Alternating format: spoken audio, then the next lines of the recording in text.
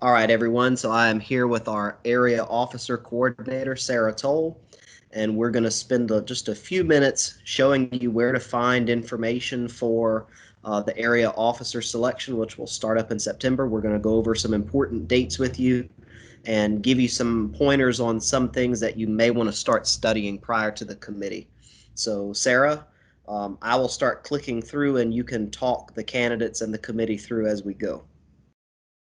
Awesome. All right. So because this is obviously going to be a distance process, just like our state nominating committee process was, we want to make sure that we have as many available resources for the candidates and advisors possible.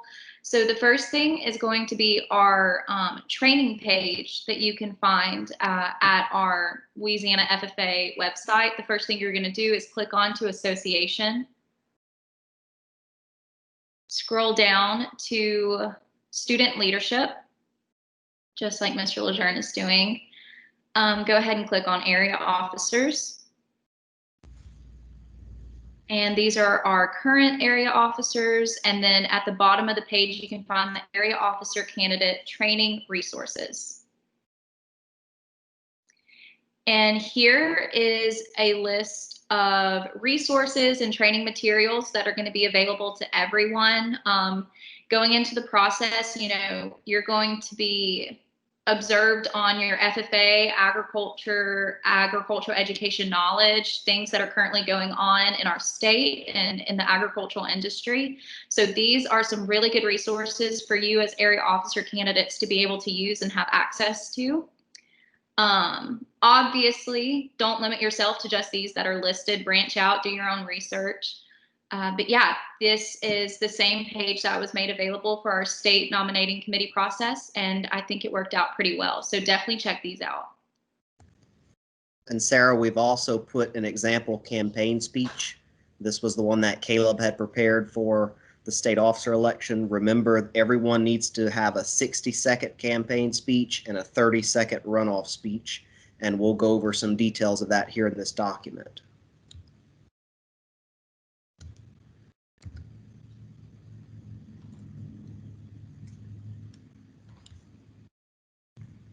Sara, did the document pull up?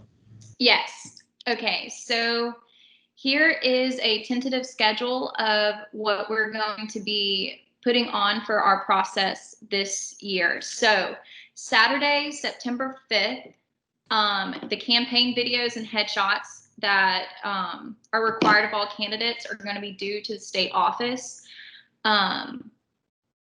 So there should be an email already sent out or going to be sent out with more details about that. And if you have any questions, of course, reach out to Mr. LeJeune or anyone at the state office. We'll be happy to help. The next Saturday, September 12th, we are going to have both a nominating committee training as well as an area officer candidate training that's going to walk through the process and the expectations for both those that are going to be selecting our slate of area officer candidates and the area officer candidates yourself. So if you have any questions about the process, that's the day that we're going to be going over everything and making sure everyone is on the same page and knows what's expected of them. Starting Saturday, September 19th, we're doing things a little bit differently with the schedule. It's going to be areas 2 and 4 going through the committee process.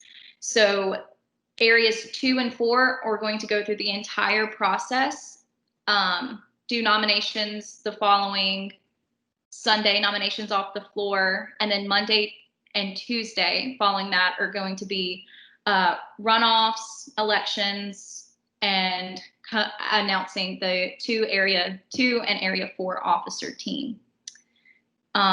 Then the next Saturday following that, Saturday, September 26th, we're going to do the exact same thing with area 1 and area 3.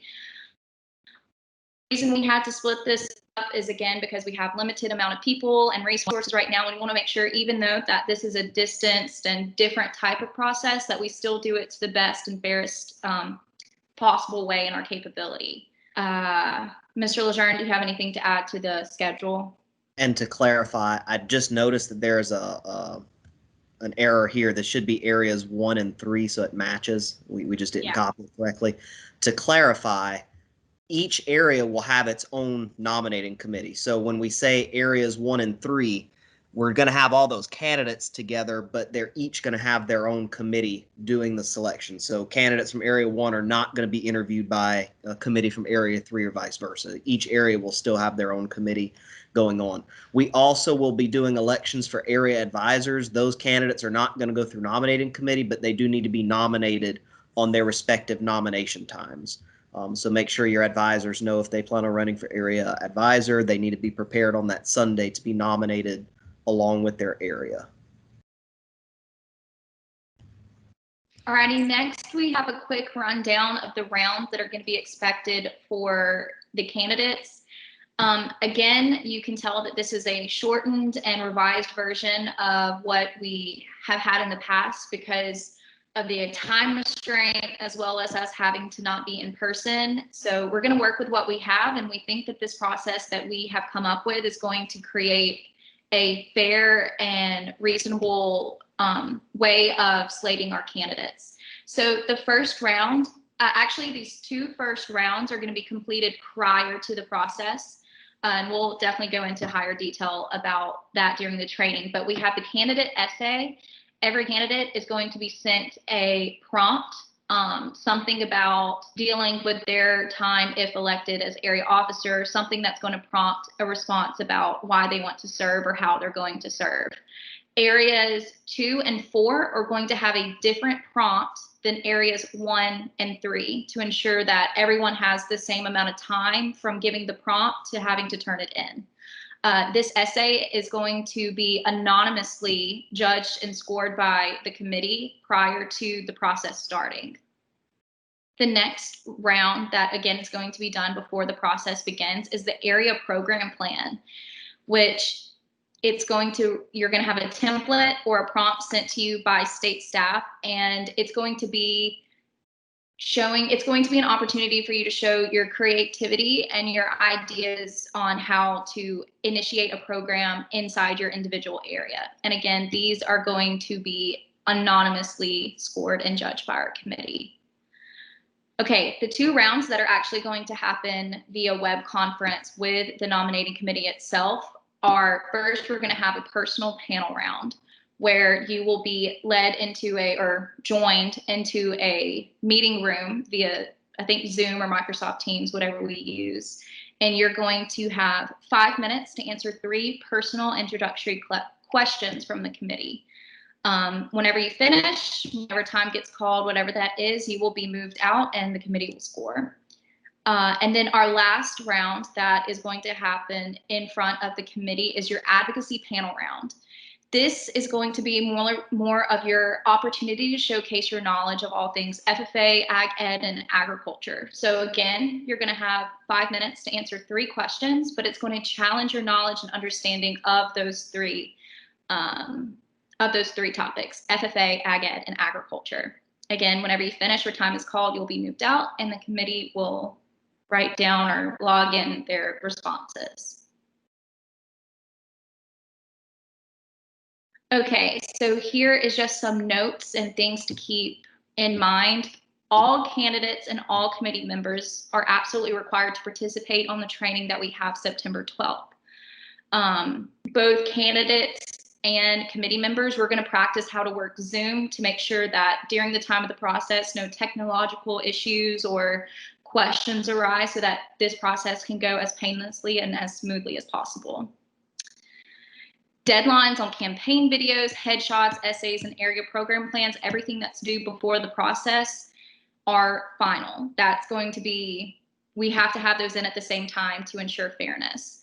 If you don't have your submissions put in on time, you're not going to have an opportunity to submit them later because we're going to hold everyone to the same high standard as potential future leaders of our association. So do you have anything to add on that, Mr. LeJeune?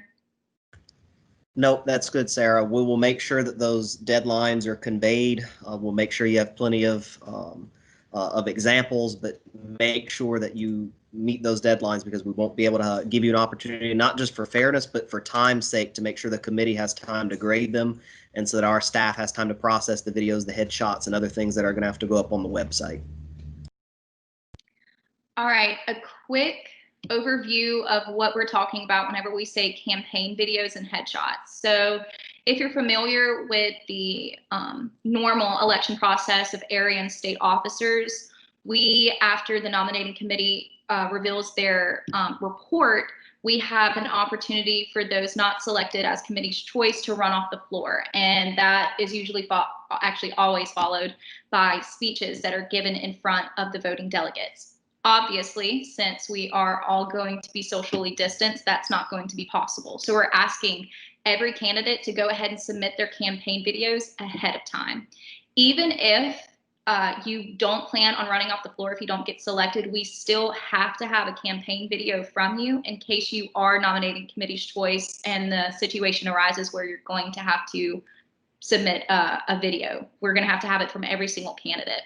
You have to be in proper official dress, just like you would if this was in person, against a solid wall with no decorations. Right now, my wall would be fine. I know there's some patchwork right here, but no like plaques or anything, paintings, anything like that. Nothing distracting. No music, no props, no other people, no animals. You can't be holding anything, just you, yourself in the video. So we're going to need 2 campaign videos. The first one's going to be your original video, and that's going to be a maximum of 60 seconds. And we're going to have another one, a second one, in case there is a situation of a runoff, that's going to be a maximum of 30 seconds.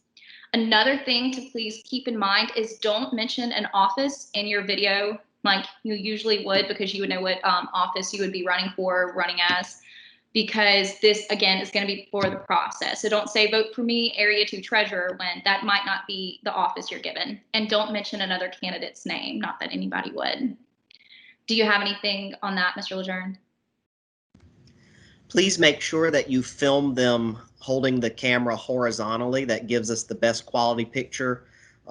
Make sure it's horizontal. Use a high quality camera. If you can use an iPhone, that would be the best. And get it to us. Check it before you submit it. Make sure it sounds right. Make sure that it's being held steadily so it's not shaking and wobbling around, because whatever you send us is what we're going to have to use. So try to make sure you're turning in the highest quality video possible. And if you have any questions about videos, either one of those, again, our state staff is always open to answer any questions. Moving on to guidelines for headshots. These headshots are going to follow the same expectations as our campaign videos. You must be in proper official dress against a solid wall. No props, no other people, no animals, holding nothing, nothing distracting. Can you scroll down, Mr. LeJeune, a little bit? There you go. Take the photo vertically from the chest up with your upper body filling the frame. What we told our state officer candidates is your emblem and name. That up is a good range to have whenever taking these pictures.